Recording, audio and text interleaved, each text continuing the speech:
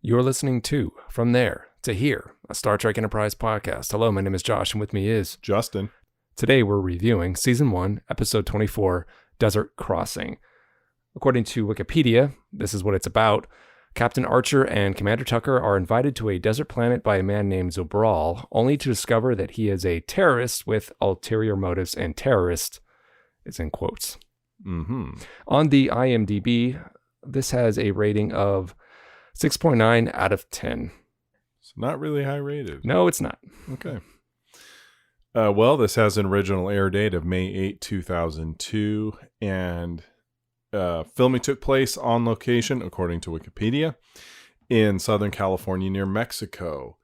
The cast had good things to say, and the production team had good things to say about shooting on these sand dunes. They said they were gorgeous. The episode guest starred Clancy Brown, who of course we know, but it also guest starred Charles Dennis, who previously appeared in Star Trek The Next Generation episode Transfigurations. That's where I knew that guy Which from. as soon as I read it, I said, oh, he played that same guy in Transfigurations. The whole time, during those scenes with him, I was thinking, where is that guy? I know that guy. And he was a jerk in whatever jerk it was. on a view screen. Same guy. Yes. Yes, he was also on a view screen. Yeah, same dude. Yeah. They thought, who do we know that looks like a dick on the view screen? How about that? Yeah. So last week, we tried something a little different. We tried viewing the episode, reviewing it through the angle of, what's the subtext? What's it really about? We're going to try something a little different this week, see if it worked. So I broke down the show as Justin and I watched it, and I took notes. I broke down the show by acts and scenes, so we can go talk about this episode that way to see how it goes. So before the official acts began, there's always a teaser. Mm-hmm. This teaser was rather unremarkable. Yeah, boy. Interesting choice. You think the producers would have said, why don't you take another pass at that, guys? It's over in about 30 seconds. Yeah, so I had here, back on course to Ryza. As you remember, during the last episode, Fallen Hero, they were going to Ryza. They got interrupted. And then you think they're going to, I think the writers were probably saying in the writers' room, hey, yeah, we were going to Ryza. Maybe we should go there. Just have a little fun with it. No. We got Clancy Brown. We can't have him on Ryza. We got to have him do something, manly. Right, right. We got to go to a different episode. Yes, Captain Manly. So they get a distress signal, another one. So interrupted again, hence no Ryza. That's pretty much how it goes. Archer was actually packing for it. He said he was looking forward to go checking something out. We don't know what. He's going to take his dog to something, Oh, he's going to take... Porthos. We haven't really mentioned the dog. No, we haven't. Much. No, I guess we'll wait for a night. Yeah, because that's just like the dog episode. Yeah. So yeah, that teaser did not amount to much, but at least it leads right into the main plot, pretty much.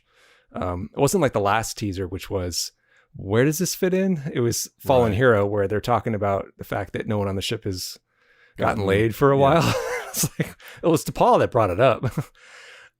So the first scene in Act 1, they meet Clancy Brown's character, Zobral, and he appears very jovial. They rescue him from his ship. His shuttle was disabled or something. Yeah, and space. His name is Zobral, but can we just call him Clancy Brown? Yes. Because that's in my notes. I just kept calling him Clancy Brown. And when you see him next to Archer, Scott Bakula. And Scott Bakula is not a small guy. He appears to be a average build, probably 5'10", 5'11". Oh, if not taller. If not taller, yeah. I'd say he's a good 6. Clancy Brown is towering over and making Scott Bakula look rather small too, small framed. That's how big Clancy Brown is. Big guy. He looked like he clocked in at like 6'4", probably. Yeah. I think that... I guess in other movies, I don't know, maybe he's not standing next to people, but I guess I never noticed. Well, I mean, he was cast as the Kurgan for a reason. He was a big guy. The Kurgan. The Kurgan? Highlander. Oh, yeah, right. Okay. The man beheaded. There could be only one. Yes, there can be only one. Yeah. I mean, he beheaded Sean Connery, for God's sake. That's true. He's a tough guy. But Sean Connery came back. In the quickening. We don't talk about that. Okay. Because he was wished back into existence. Is that what it was? Whatever bull. Yeah. Well, right away, I think, I don't know if we're supposed to feel like, is there an ulterior motive going on? Even though I know the plot synopsis said it, but Do you think that at that point that he was up to anything? I think the whole thing was staged. He had no business being out there in space like that. It was clearly, all yes. We figure we can figure that out later. That he staged it. But do you think at this moment that this seems fake? Like he's actually planning this? Yes. Okay, you do. I'm saying from the minute he was, I think his ship being broken was absolutely on purpose. They knew where the Enterprise was. So you didn't believe this guy from the get-go? No. Okay. No. Okay, I didn't have any reason to doubt him. Once his scheme was uncovered, everything then. Well, once his scheme was uncovered, sure, but just in the beginning. Or are you talking about just like, say, the first time I saw it? Yeah, that kind of thing? That's what I mean. Oh, well, only in the sense that there's more. Of course, there's going to be more to it. Yeah. Obviously, the plot of the story is not going to be them playing dirt lacrosse on Tatooine. I called it desert lacrosse, but yeah, okay. So, there's something. What it is, I don't know. But, I mean, they do... I know we don't do awards now. Save those for later. All right. But we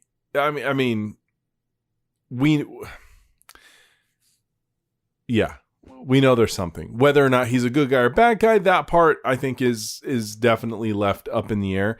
But you start to get the skeeves pretty quickly. Well, I mean, when they're eating. Okay. Well, yeah, that's the next scene. But in this scene, I didn't really feel like. Obviously, he's going to be the plot, but I wasn't sure how exactly. I didn't think that he was. I didn't feel like he was being deceptive.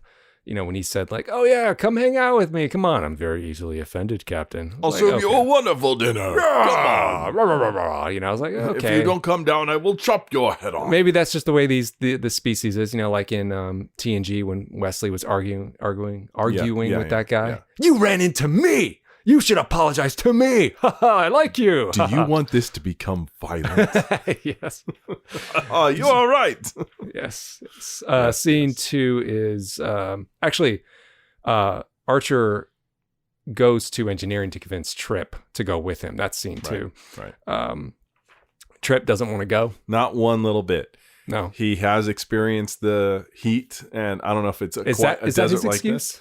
That he didn't want to go because he of the has heat? absolutely no desire to go in that sort of godforsaken environment. Oh yeah, right. I think he referred to it as the outback because that's what I wrote. Yeah, so they've been out in the desert, but nothing quite like this. Yeah. They did survival training together. So this is all Archer's fault, basically. Yeah, Archer got him into this. Archer got him into it, and if T'Pol went, she would have been in heaven. Vulcans love the heat. Do they? Yeah, Vulcan is way hotter compared to Earth. They talk about that in a mock time when they go down there and Kirk's sweating and heaving because it's so hot. And he says, yeah, this is just how this is their planet. Okay. Spock says on the Enterprise that it's always too cold. I guess I don't remember this, but I'll take your word for it. Scene 3, that's when they go down to whatever this planet's called. I didn't get the name. Who cares? It doesn't really matter. Arrakis. I wrote down the name of the alien group that the species that Zabral is from, the Tarathans. Mm-hmm. So I guess it's Taratha. Sure, why not? I don't know, but Tawatha. That's what I was thinking. I know. That's Willow, right? Willow. Okay. They go down to Clancy Brown's place. Basically, it's a little shack. Just left of the Oasis, Clancy Brown's place. Just left of the Oasis. It looks like they're moisture farming, like in Star Wars. He's a moisture farmer. Basically, that's what you think. They're out there hunting sandworms. They're eating dinner and they're shooting the breeze. They're eating animal balls. Right. He calls it. I thought he said the spirit of something. No, he says the essence. Oh, he says the essence. Okay. What is this? It's a delicacy. It is the essence of the. Well, he's curious. Thing. He's curious about what Archer does, and he asks him point blank, and. He starts alluding to his bravery, his actions, his things, and Archer's starting to get a little like, well, who is this guy you're describing? That's not quite me. He was getting a little suspicious. Maybe not suspicious, but he was definitely realizing that he was familiar with him and that his impression was off. He didn't realize how off. Oh, that's right. He insists on giving them something. Mm-hmm. I don't know why exactly, but he's insistent upon it. Yeah, he wants to give him the rug. Oh, I wouldn't have a place to hang it. Yeah. He's just trying to ingratiate himself to him. Okay, scene 4 is what I wrote. It's Toscana. That's what the alien lacrosse is called. Okay. That's where they go out and they're playing lacrosse, and a little scene for the ladies. He asks, hey, you and Trip Archer, do you guys want to join in? They're like, sure. Of course, they take their shirts off because they can't play with their shirts on. Not in the desert. You wouldn't want to hide from that shade. I didn't see them put on sunscreen. No. So we go from there back to the bridge. We're still in Act 1. Contacted by someone from the planet, and this is I wrote down this guy's name. What is the guy this from guy's? Transfiguration? The guy from Transfiguration is like Chancellor something. Sure. Anyway, he says, you sent somebody down there with that guy?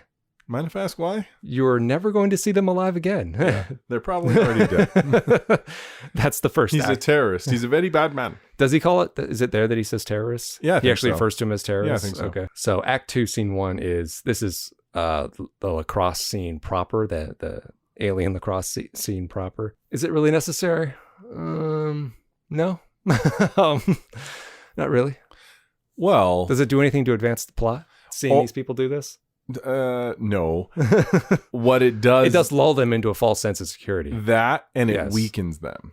True. Which makes Trip much more susceptible to the heat stroke that he develops. Right, because they didn't bring provisions with them. No, I mean, true. They didn't make it through the day, and Trip was checked out. He was done. Well, that's later. Well, but it's a result of that. Because, right. They went on the run, the next from that. Yeah. They hid for a while, and then they were on the run. And would you think this was Clancy Brown's plan all along, to get them tired? No. I think that was just him trying to bond with them. He wasn't expecting the raid to hit early and all of that stuff. So, yeah, he was just improvising at that point. Yeah, because it's after that's... Oh, okay. No, they have a confrontation right there because T'Pol contacts Archer over the comm. She says, we heard this such and such from Chancellor whomever. Yeah. Why don't you guys come up just to be safe? Come back to the ship. Archer tries to say goodbye, but Clancy Brown's... the Kurgan's not having any of it. Clancy Brown's like, don't leave. And then, but I like the code that Archer tries to have with Trip. Hey, do you remember you said something about the warp engines need work, but they were fixed. He's like, no, they're broken again. Then we better go. Yeah. It's not obvious at all. But then... That's why, when they were in engineering in the beginning... He should have said, I just got the left warp engine fixed, and now I'm going to work on the right one. So if Archer had said, the left one's broken, or whatever, something to Trip, of course it is. Yeah. Come on, don't be dumb. Kirk and Spock had this stuff worked out to where they could literally give code over communications. Mm-hmm. These guys should be a little quicker. Come on, guys. Should have been something that was obviously that was alluding to the conversation they had earlier in engineering. He could have said, but Commander Phlox is demanding your attention in engineering, and Dr. T'Pol wants us up there. I see. Yeah, something that we would have noticed is really unorthodox. And even he would have been like, Captain Obvious, thank you. But, at the end of this, when they're trying to get away and then Clancy Brown's being forceful. Yeah, I mean, I think up to that point, we were, at least I was, at least a little bit lulled into this guy being, at least a big friendly guy. He just wants to hang out with people, meet new people, and then then he starts to be threatening, and he starts really very quickly. aggressive. He turns it very quickly, and you're like, okay, see, like, he's a jerk. Okay, because you're like, okay, so it was all an act. You're like, I hate it when people do this. Like now I have to be mean back to you. Yeah. But it was actually, it does get uncomfortable, gets awkward very, very quickly. Yeah. But especially from someone as big as Clancy Brown, when he starts to be threatening, you take really, notice. you really take note very quickly. We should probably get out of here.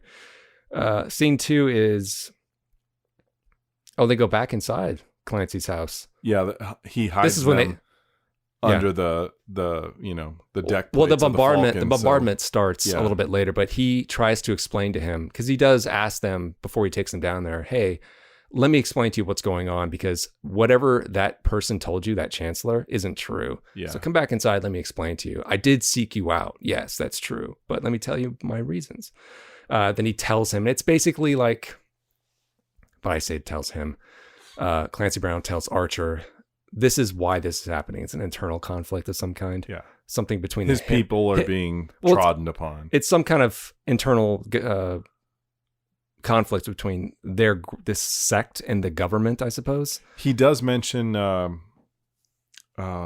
Dejara's what caste-based system. He does mention his caste. Yeah, so that's he does mention that, and that's supposed to, I suppose, endear us to him a little bit because he's a rebel fighting against a larger cause. I'm not sure. Yeah, and Archer even makes reference to it at the end of the episode. He said, ironically, he probably does deserve the help, but he brought us the under false pretenses, and therefore this is all bubkiss. We can't get involved.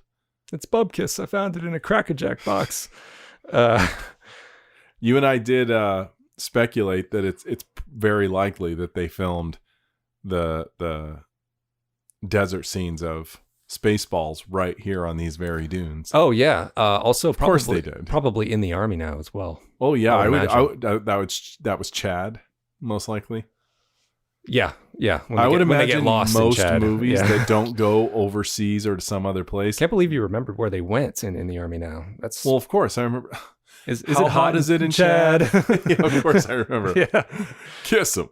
There's a callback. Yeah. So that scene ends basically when the Tarathans, the government of the Tarathans attack, and they go into that bunker, which would go into scene 3, which is back on the bridge. They detect the attack, and they lose contact with Archer after that. Quick scene, go to scene 4, Trip and Archer in the bunker. This is where the conversation comes up about the Suliban, because Clancy Brown had mentioned you helped the Suliban, right? In whatever episode that was. What was that called? A couple episodes back. Detained. You helped the Suliban, and we ran into one of them. They gave us your number, so we looked you up. Yeah, basically. And now Archer's feeling a little bit of guilt. Maybe that wasn't such a good idea. And I do appreciate the fact that they brought that up. I don't know. What do you think about that? Well, I know we're trying a slightly different way of approaching our episode today, but one of the things we endeavored to do last time was break down some of the important questions. Mm-hmm. One of them being, who's it about? It's about Captain and Trip. They're our main characters. What's it about? Mistaken reputations, let's say. I was going to say good intentions gone bad. Good intentions gone bad. I like that. And of course, character growth or ungrowth. Not so much a little bit for Archer. He learns in the sense that there's consequences for what he done. Well, that's exactly the word I wrote down. Consequences and repercussions. Yes and no. Not specifically in this episode, other than Trip getting major heat stroke. Mm-hmm. But I think the repercussions are that Archer and then we, the audience, are getting closer and closer to that phrase that they haven't put a name on yet, which is the prime directive, which is don't get involved. Well, they did say directive. Okay. T'Pol said directive. Did she say that? Okay, something along the lines of Archer is going to have to craft some kind of directive. Oh, all right. I was literally, she may have said it and I totally let it go because I'm only in my mind thinking of the scene where Archer himself says that, shy of saying it. So, I like you, I like that this, that these events happen because of events that happened earlier. Right. Events that if Starfleet was in, full service at this point, might not have happened, although it probably would have anyway. If with the Suliban, if that whole detained, if that was a TNG episode or a Voyager episode, and some of the Enterprise or Voyager crew was held down there and all that, they're just trying to get out. They would have freed the prisoners with them. It's just you can't leave people behind. They wouldn't have left them behind. But Archer and the Enterprise have run across incidents that Picard definitely would have said, no, we can't do this. We won't do this and whatnot. And the story would have taken a different path. So this, I enjoy that this is slowly getting him closer to knowing there are things he shouldn't do, and there's really good reasons why. Mm-hmm. You know, now he probably would have done the same thing with those prisoners. So this is maybe not the best example, but it's a really good example of how things come back. And at this point in space travel in the Star Trek universe, things are small.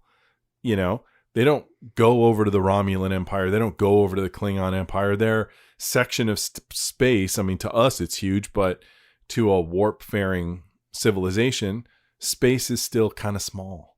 You know, so a reputation of this human captain on the Enterprise could spread around, you know, whereas in the 24th century, there'll be plenty of people that don't know anything about Captain Picard and the Enterprise and all of that, you know. So it's interesting, you know, and I like that. I like that people talk about them, not unlike Voyager in a way. You know, Voyager was one of a kind in its area, so people talked about it. There's a reputation. And they occasionally would encounter that and go, oh, I've heard about you. You have, you know. And I heard you're quite horrible people. Yeah, very self-righteous, yeah. Yeah, well, I suppose it wasn't exactly the same thing with Voyager, but there was that episode, Living Witness, which is a pretty good one, where they affected the planet's history by running into them, getting involved in a conflict, and then, well, you know how it goes, of course. Anyway, but that's kind of the same thing. I mean, well, yeah, but in that one, their involvement actually changed the balance of power between two people. Yeah. And it made what was the dominant race the subservient race in the future. And that was the future that the Doctor saw, where the tables had turned. Right. And that was all because of Voyager. Because Voyager was it wasn't at all interested in the factions. It had no idea about them. They were just trying to do a good deed. And that good deed came with consequences because that guy happened to be a jerk. And he used whatever Voyager did, I don't remember the details, to bad effects on his planet, which of course they had no idea about. Well, I'm glad you brought up, you know, the growth or ungrowth part, you know, because I had forgotten about that. And you're right. I mean, this does show a lot of, well, some.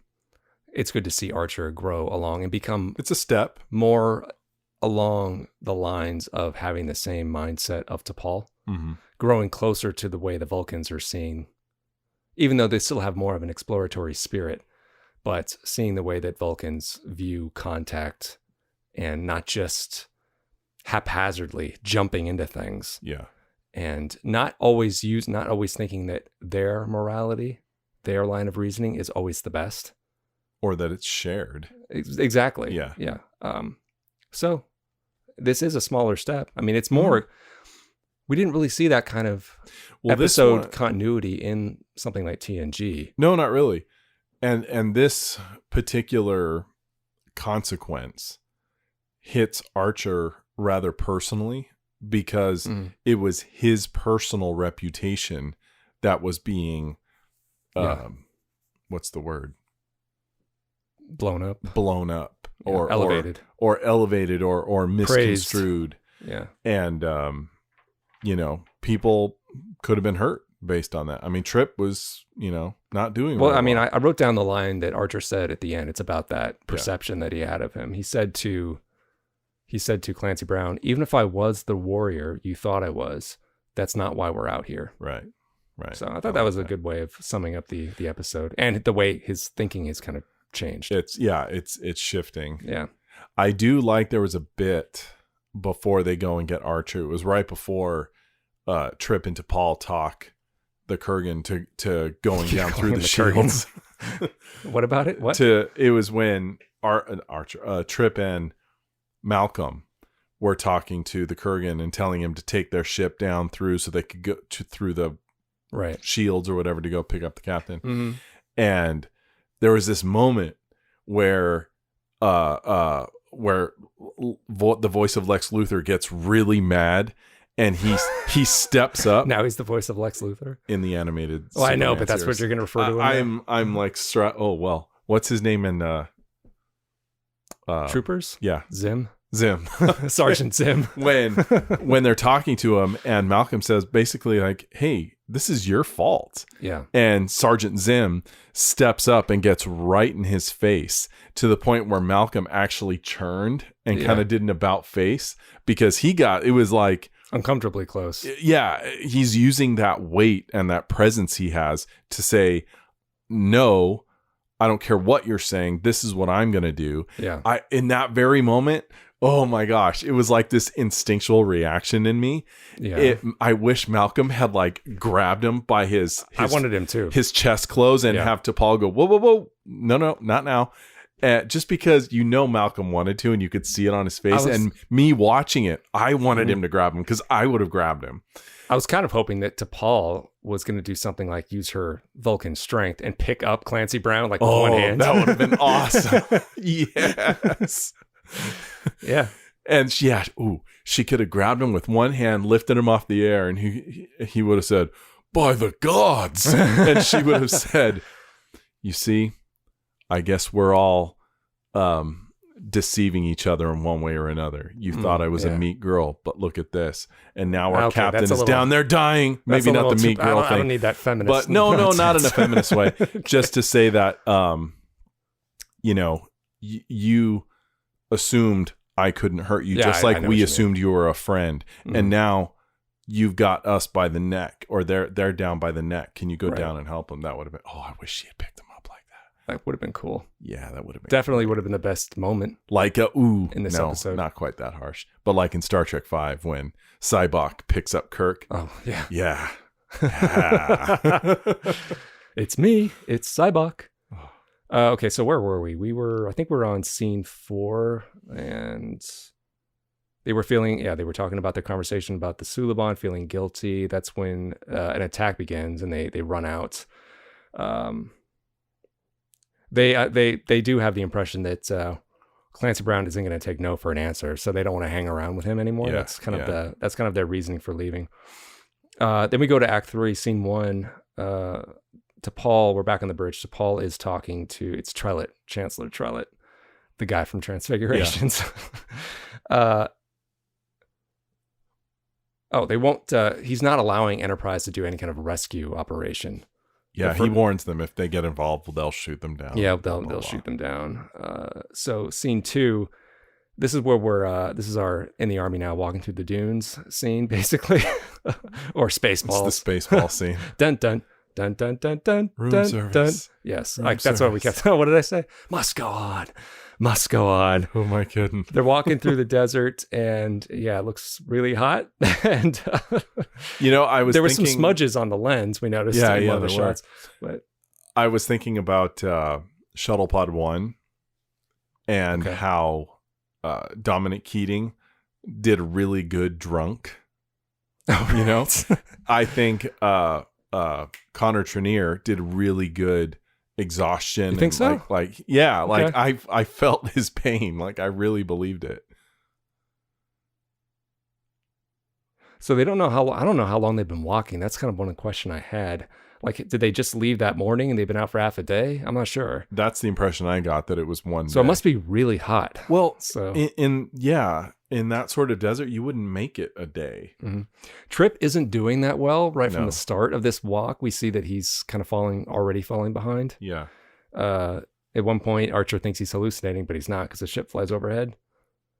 Scene 3 is back on the bridge, and they're trying to figure out a way to get around the planet's security. But then there's that brief scene between Hoshi and T'Pol. Do you remember this? Yes. Hoshi is standing there out of the blue, seemingly like inviting herself into the scene, and she's like, "Hey, do you remember like First Contact?" She says, "Why Montana? Why Montana?" And I suppose she's trying to figure out why the Vulcans felt like that was. How would they not cause a conflict, or how do they know the ramifications? Right, going to Montana, or simple First Contact would have.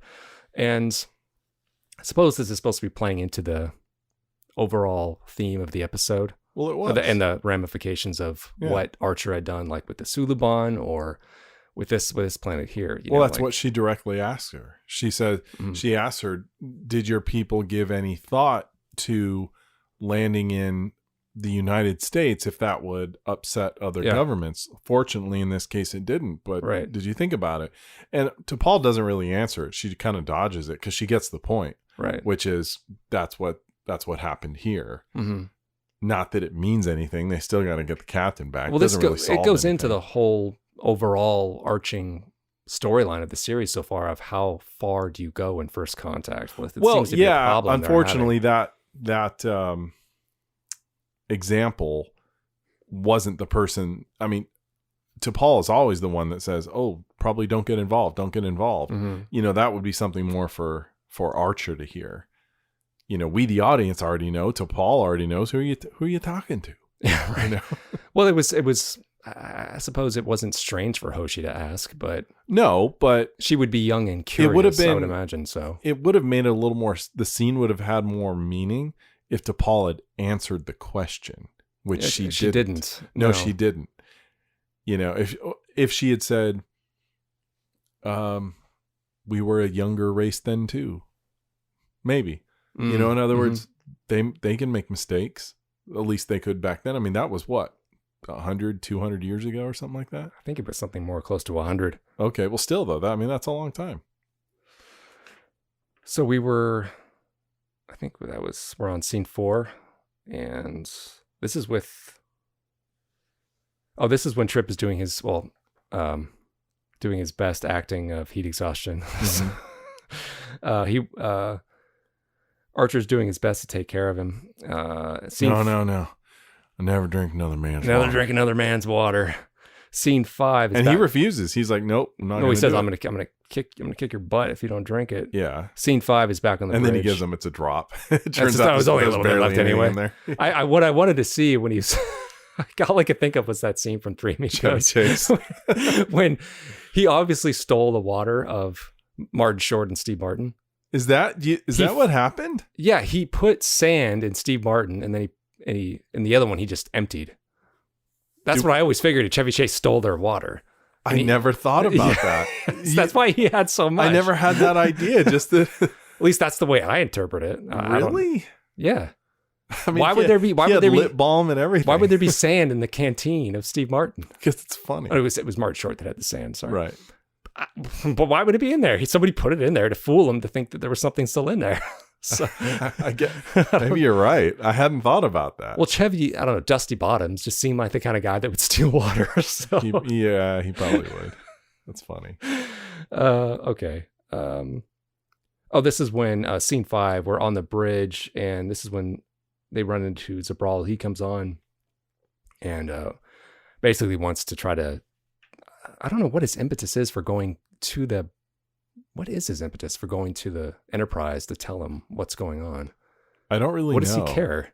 I don't know, because he's kind of washed his hands of them anyway at this point. Exactly. Although he still does want Archer's help. He still does want Archer's help at this point, but I guess that's why. But he probably can't find them. He figures, he could convince them. This is why. Right. Yeah, I suppose so. But this is when scene 6, engineering. This is where, the hypothetical scene we were mentioning would have taken place. I think one of the best moments there was with he's basically refusing to do what T'Pol is asking, because T'Pol and Malcolm tell him like what's really up. He's like, look, it wasn't like 1,000 Suliban we saved, it was more like 50. And we're not this type of people. I don't know where you got this idea, but we can't help you in the way that you're asking us. Right. And T'Pol wants him to let him go. T'Pol wants him to basically help us find the captain. Like, you got him into this, and he doesn't want to help at all. Yeah. But when he gets into Malcolm's face like that, that's when it gets really tense. And I like that moment. But when T'Pol stands up for herself, the crew, for Malcolm, that was a good moment. And she didn't do it with any force. She basically just laid down the law and said, you're going to do this because you got him into this. Yeah. And I suppose, Clancy Brown knew that was true. And I guess because he's an honorable guy, he thought, well, I kind of dig him. He has just a little bit of conscience. And you're like, you're right. Well, also, they could totally not let him go. They could just keep him there. But they didn't make that. They never alluded to that. I was thinking about it, though, as that scene played out, which is just threatened to say, well, we're not opening our shuttle bay doors. You're not leaving. We're going to throw you in our brig, in fact. So you can either sit in there or you can pilot our shuttle back down, help us find the captain, and we'll drop you off at home when it's all done. But they don't do that. No. So we go to the next scene. This is when Archer and Trip, they find it's not an oasis. They find cover in the desert. It's something underground. It's above ground. Is it above ground? I thought it was underground. No, it's above ground. It's okay. Just hollowed out kind of building, but it does provide shelter from the sun. So that's cut to commercial, come back. This is Act 4, and Trip is really hallucinating. He's trying to keep him conscious. Yeah. Archer's trying to keep him conscious. I like the questions he asks. Tell me about the warp core. It's got 2 drumsticks, a wing. And it's like you're an engineer. Tell me about tell me about the warp core. Yeah, but then I think he brings up pecan pie. He gets him to concentrate on you that. Got pie? Actually works. Scene 2 is there's really not much to talk about with that scene. It's just in the shuttle, the rescue shuttle with Clancy Brown, to Paul and Malcolm. They're coming down to save them. Right. Scene 3. Scene 3 is Archer's trying to keep Trip focused through geography. Right. He said, Xanadu. I know. I forgot that I know he an said X. that. Xanadu. So basically it works, though, and he keeps him alive. Since this is the last act, this goes pretty fast. Weapons fire is coming over the cover because the government has found out where they are. They're shooting at them. Shuttle comes down, rescue them. Scene 4, scene 5, they pull them up, and that leads into the last scene. And this is they say their goodbyes to Clancy Brown. This is where he Archer says that to Clancy Brown. Even if I was the warrior you thought I was. And the last moment is actually in the hallway with Archer and T'Pol. And they're basically agreeing, like, I think they're coming to a consensus about first contact, wouldn't you say? Yeah, definitely. I mean, that's when he makes the comment that when he says, ironically, he probably did deserve the help. But they couldn't help him in that way. No, at least not now. No. Like, instinctionally, once he heard about the problem, he would have loved to help. Do they really deserve the help? They don't know anything about this planet. No. I think he's just kind of ruminating. Yeah. But no, absolutely not. Absolutely not. You have no idea. You heard one story. Who knows? You cannot. That's why you can't get involved in these things. Right. It's too much history. Mm-hmm. You just can't. Well, I mean, is this not like what is that? The high ground. You say you're not involved. You're very, very much involved. Because they're giving the planet medical supplies. So in a sense, they're helping them. One faction over another. But in the Federation's eyes, like, no, this is a mission of mercy. These people are hurt. He's like, I know, I hurt them. Yeah. Yeah. That guy was kind of cool. I hurt them. I know. Finn, that's right. He's an artist too, and he was in love with. I'm Beverly. not that much more different than your George Washington. And I took the time to look up your history and find a historical figure in your 100 years worth of history that fit my story. Yeah. And I did that all from my cave where I don't have books or internet or transporters can't even get through. But I know about your history on some obscure planet that has nothing to do with my people. Still a good episode. Well, hell yeah. Yeah. He gets shot in the back. That's right. The kid No, wait. Not the kid. No, the kid shows up later. Yeah, the kid shows up later. Yeah. Who shot him he got shot in the back though, right? Finn? Did he? I think it was by Riker. Maybe he didn't. Or the woman security officer. Yeah. That's right. She shot him. Yeah. And I think Riker was like, "Did you have to do that?" She said, "He's a martyr. He's a martyr now." Yeah. She goes, "Yeah, something well, there'll be one tomorrow too." Anyway, we're talking about the end of Desert Crossing. So, that was interesting to go through it scene by scene. I don't know if you really liked that or not. I'm not sure. Are you asking me now? I'm asking you, yeah. No, I didn't. You did not. Okay. So I guess we won't do that again. Well, it did help me remember specific moments of the episode. I thought it was unnecessary. Okay, so... And really slowed the pace of the show. So I guess we just flushed that whole thing down the toilet. Okay. We tried. But we said it, we said at the outset of doing this podcast that we didn't want to do a beat for beat. Yeah. And that's kind of what that was.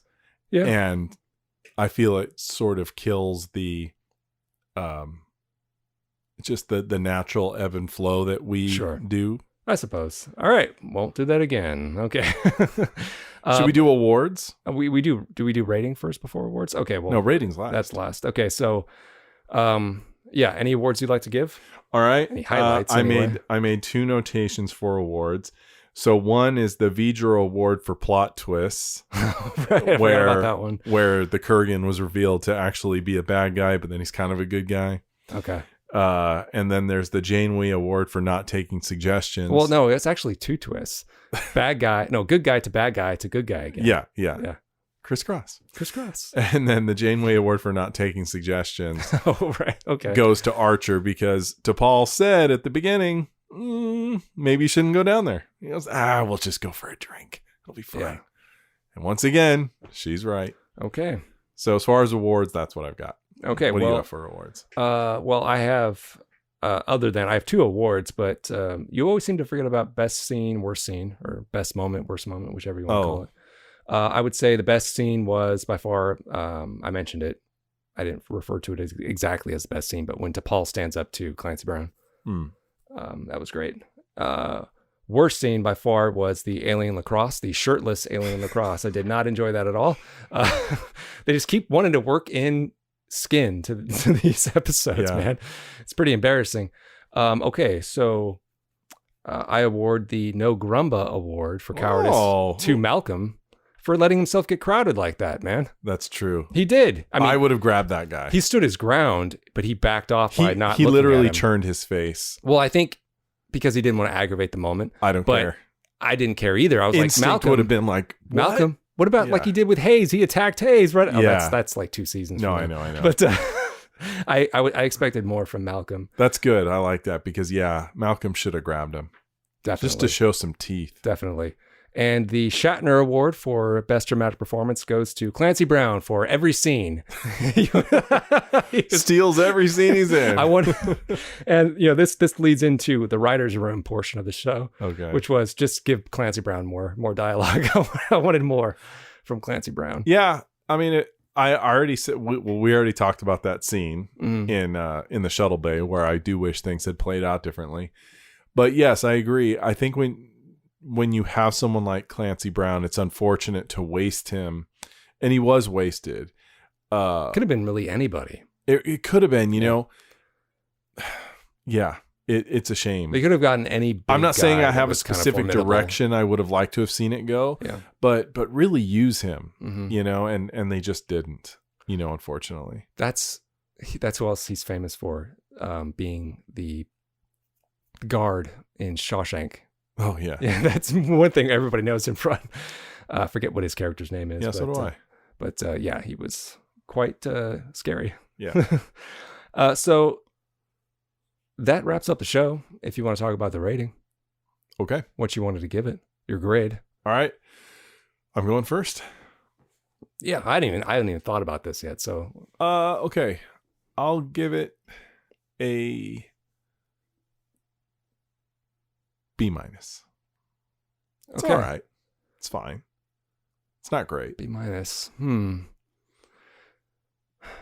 Yeah, that does seem a little high, though. To me, when you start getting into C grade territory and below, that's when we really have a lot of fodder for the writer's room to rewrite the episode.